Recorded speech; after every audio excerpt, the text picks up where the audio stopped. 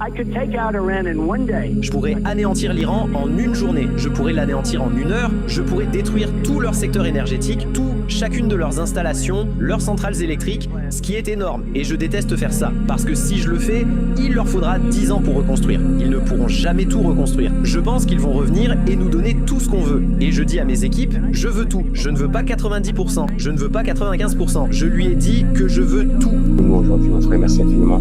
Je te remercie d'être arrivé ici. Je te prie de prendre le temps de regarder cette vidéo jusqu'à la fin.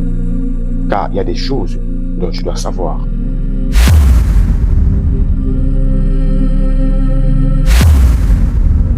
Ni les 21 heures de pourparlers divisées en 3 cycles, ni la médiation pakistanaise n'auront donc suffi à rapprocher des positions à tout égard irréconciliables. Le 11 avril, le monde entier a suivi avec beaucoup d'attention l'évolution du dialogue diplomatique entre les délégations iraniennes et américaines. Les premiers pourparlers entre Washington et Téhéran depuis le début de l'escalade fin février. Un dialogue qui n'aura donc pas su surpasser des désaccords façonnés par des lignes rouges diamétralement opposées. La mauvaise nouvelle, c'est que nous ne sommes pas parvenus à un accord, et je crois que c'est une mauvaise nouvelle pour l'Iran, bien plus que pour les États-Unis. Nous voulons voir un engagement affirmatif de la part de l'Iran de ne pas chercher à se doter de l'arme nucléaire ou d'outils qui lui permettraient de l'obtenir rapidement. C'est l'objectif principal du président américain, et c'est ce que nous avons essayé d'atteindre par ces négociations. Le président nous a dit que nous devions aller là-bas de bonne foi et faire de notre mieux pour parvenir à un accord. C'est ce que nous avons fait, mais malheureusement, nous n'avons pas réussi à progresser. Parmi les questions à l'ordre du jour figuraient, outre celle du programme nucléaire, l'ouverture du détroit d'Ormuz, les réparations militaires dues à l'Iran, la levée des sanctions et, bien sûr, la cessation totale des hostilités dans la région. Naturellement, la question du détroit d'Ormuz reste l'une des plus épineuses, car l'impossibilité d'assurer le transit dans cette zone maritime porte un coup dur à l'économie mondiale. Un porte-parole du ministère iranien des Affaires étrangères a déclaré que tant que les États-Unis n'auraient pas conclu un accord raisonnable avec l'Iran, la situation dans le détroit d'Ormuz ne changerait pas.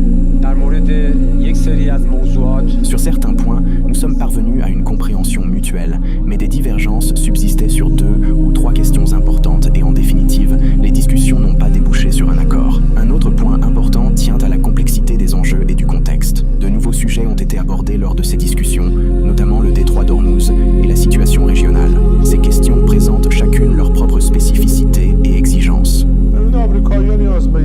Les Américains ont davantage besoin de cet accord que nous. S'ils en ont besoin, ils doivent en accepter à la fois les conditions et les préalables. Dans le cas contraire, nous poursuivrons notre propre voie, rien ne changera. Nous sommes profondément sceptiques à l'égard des Américains, nous ne leur faisons tout simplement pas confiance. Comment une nation qui érige l'arrogance et le colonialisme en principe directeur pourrait-elle respecter les intérêts d'autres peuples et systèmes politiques ou rester fidèle à ses engagements et à ses accords?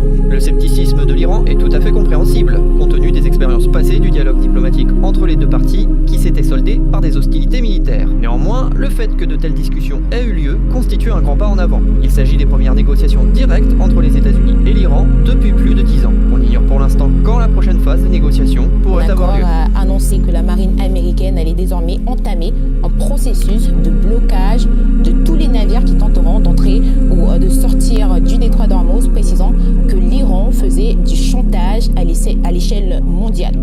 Avec effet immédiat, la marine des États-Unis, la meilleure au monde, entamera le processus de blocage de tout navire tentant d'entrer dans le détroit d'Ormuz ou d'en sortir. À terme, nous parviendrons à une situation où tout le monde pourra entrer, tout le monde pourra sortir, mais l'Iran ne l'a pas permis en se contentant de dire « il pourrait y avoir une mine quelque part » que personne ne connaît, à part eux. C'est une extorsion à l'échelle mondiale, et les dirigeants des pays, en particulier ceux des États-Unis d'Amérique, ne se laisseront jamais extorquer. J'ai également ordonné à notre marine de rechercher et d'intercepter tout navire en eau internationale ayant versé un droit à l'Iran. Aucun navire qui paie un péage illégal ne bénéficiera d'un passage sûr en haute mer. Donald Trump a également mis en garde la Chine contre des droits de douane de près de 50% si jamais celle-ci tentait d'aider militairement l'Iran. Dans un autre message sur son compte Truth Social, le président américain a déclaré que la poursuite de l'opération militaire était préférable. Écoutez. Je pourrais entrer dans les détails et parler de tout ce qui a été obtenu, mais la seule chose qui compte, c'est que l'Iran n'est pas prêt à renoncer à ses ambitions nucléaires. À bien des égards, les points convenus sont meilleurs que la poursuite de nos opérations militaires jusqu'au bout. Pourtant, tous ces points ne comptent pas par rapport à la possibilité de laisser la puissance nucléaire entre les mains de personnes aussi volatiles, difficiles et imprévisibles. l'Iran n'aura jamais d'armes nucléaires. Donald Trump et Jared Kushner, qui représentait justement la délégation américaine au pourparlers, auraient été très amicaux et respectueux envers la partie iranienne.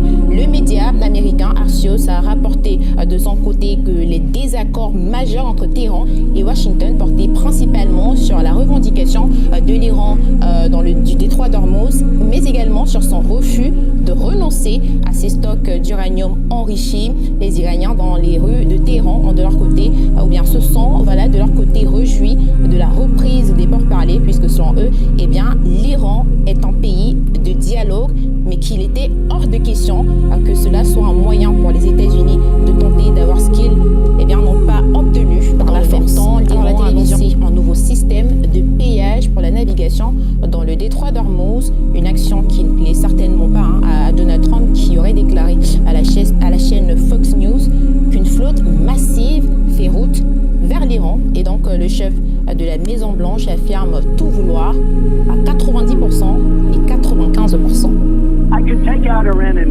Je pourrais anéantir l'Iran en une journée, je pourrais l'anéantir en 1 heure, je pourrais détruire tout leur secteur énergétique, chacune de leurs installations, leurs centrales électriques, ce qui est énorme. Et je déteste faire ça, parce que si je le fais, il leur faudra 10 ans pour reconstruire. Ils ne pourront jamais tout reconstruire. Je pense qu'ils vont revenir et nous donner tout ce qu'on veut. Et je dis à mes équipes, je veux tout. Je ne veux pas 90%, je ne veux pas 95%. Je lui ai dit que je veux tout. Des centaines de partisans du Hezbollah défilent dans les rues de Beyrouth, brandissant des drapeaux et des portraits des dirigeants du Hezbollah, ainsi que de l'ancien guide suprême iranien, Ali Khamenei.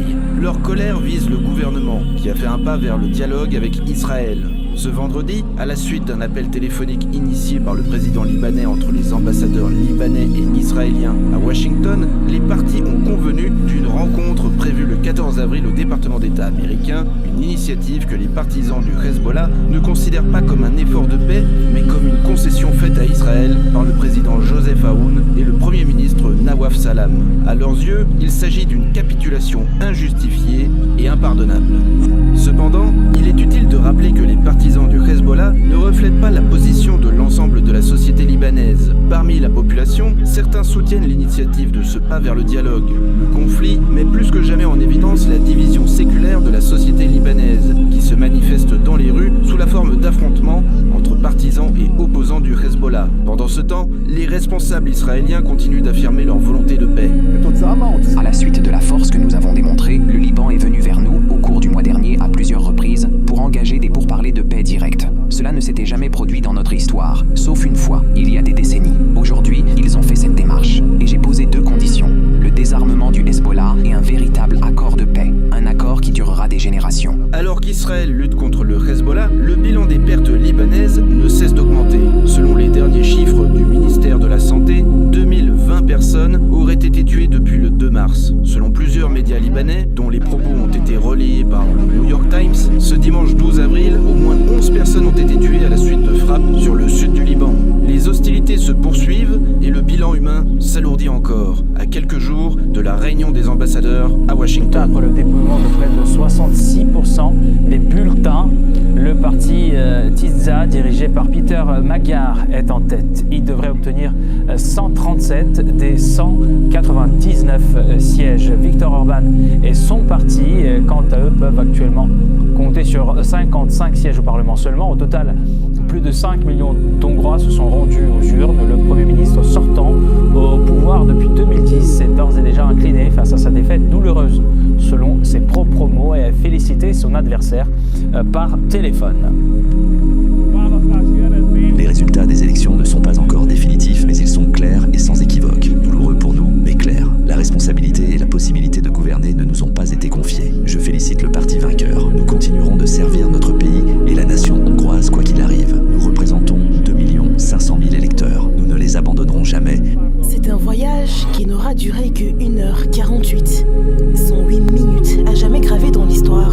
Il y a 65 ans jour pour jour, le 12 avril 1961, le cosmonaute soviétique Yuri Gagarin devenait le tout premier homme à aller dans l'espace et à se placer en orbite autour de la Terre. Ainsi, le 12 avril est devenu la journée de la cosmonautique qui est célébrée tous les ans, même dans les régions les plus reculées de la Russie. Un jour devenu symbole du génie soviétique et russe dans le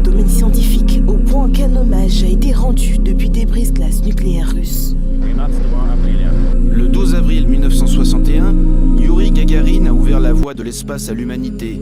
C'est un événement marquant pour le monde entier. Notre pays a accompli l'impossible. Nous nous en souvenons et nous en sommes fiers.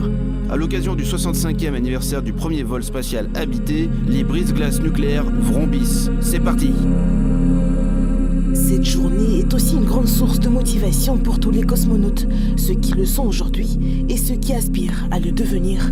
Pour rappel, de nouvelles perspectives d'exploration spatiale se sont ouvertes en 2000 lorsque la Station spatiale internationale, un projet international conjoint impliquant 15 pays, a accueilli son premier équipage. Aujourd'hui, l'équipage russe de l'ISS a adressé ses vœux à l'occasion de la journée de la cosmonautique et a souligné l'importance de sa mission. Aujourd'hui, lors de nos longues expéditions, nous effectuons des centaines et des milliers de tours similaires. Et ce n'est pas seulement pour voler, mais aussi pour travailler, faire avancer la science et acquérir de nouvelles connaissances sur la vie humaine dans l'espace, afin que nos successeurs puissent aller encore plus loin dans leur connaissance de l'univers. Mais tout cela n'aurait pas été possible sans le premier vol historique de notre grand prédécesseur. Cette année, nous ne fêtons pas seulement la journée de la cosmonautique. Conformément au décret du président de la Fédération de Russie, Vladimir Poutine, à partir de 2026, la Russie fête chaque année la semaine de la cosmonautique. De nombreux événements consacrés à la cosmonautique, à son histoire, à son état actuel et à son avenir sont organisés dans tout le pays. Notre objectif est d'allumer une étincelle d'amour pour l'espace dans le cœur de millions de garçons et de filles russes. Regardons de nouveau vers le haut et rêvons d'étoiles et de planètes lointaines.